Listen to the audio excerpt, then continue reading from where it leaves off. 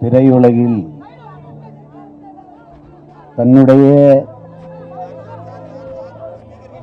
புரட்சிகரமான நடிப்பாற்றலால்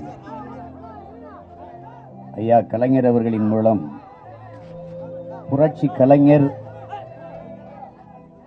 என்ற பாராட்டை பெற்றவர். என்னுடைய அண்ணன், எங்களுடைய தலைவர் மேதகு வே. பிரபாகரன் அவர்கள் மீது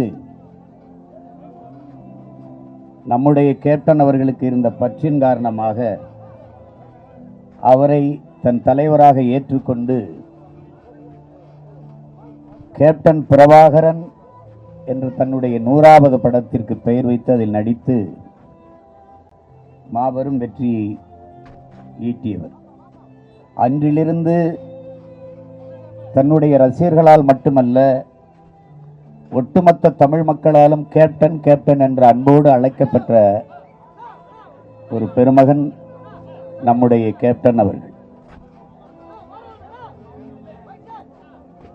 அவர் ஒரு சிறந்த போராளி என்பதற்கு சான்று,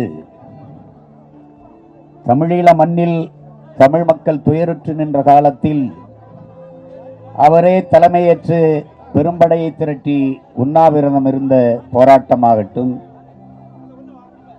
காவிரி நதிநீர் நமக்கு மறுக்கப்பட்ட போது தன் தலைமையில் மிகப்பெரிய திரையுலக படையையும் பொதுமக்களையும் திரட்டி கொண்டு நெய்வேலியில் அவர் போராட்டத்தை நடத்தியதாகட்டும், சொல்லிக்கொண்டே போகலாம்.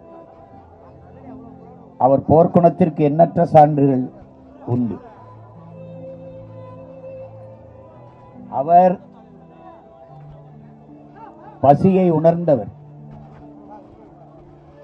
பட்டினி கிடந்தவர். ஆனால் அவரால் பசியாற்றப்பட்டவர்கள் பல ஆயிரக்கணக்கான மக்கள்.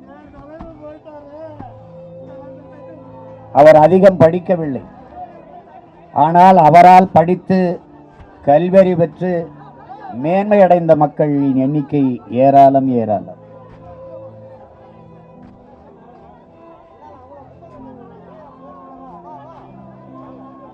அந்த கேப்டன் அவர்கள் நம்மோடு இல்லை என்பதை என்ன மனம் மறுக்கிறது? எப்படி பார்த்தாலும் நமக்குள் ஆறுதல் சொல்லி தேர்ச்சிக் கொள்ள முடியவில்லை. யாரும் இல்லாத காலத்தில் மாபெரும் தலைவர்களாக இருந்த ஐயா கலைஞர் அவர்கள், அம்மையார் ஜெயலலிதா அவர்கள் இல்லாத காலத்தில் எண்ணற்ற பேர் வந்து கட்சி ஆரம்பிப்பது வேறு. அவர்கள் ஆளுமைகளாக அதிகாரத்தில் இருக்கிற போதே அதை எதிர்த்து துணிந்து ஒரு மாற்றத்திற்கான அரசியலை நான் கட்டி எழுப்புகிறேன் என்று வந்த ஒரு புரட்சியாளர் நம்முடைய கேப்டன் என்பதை எவரும் மறுக்க இயலாது. அதற்கு ஒரு அசாத்திய துணிவு வேண்டும். முதல் தேர்தலிலேயே 6 விழுக்காடு வாக்கை தொற்று, பிறகு அதற்கு பிறகு பாராளுமன்ற தேர்தலில் 10.5 விழுக்காடு வாக்கை தொட்டு தனித்து நின்ற ஒரு பெரும் போர் வீரன் என்றுதான் சொல்ல வேண்டும்.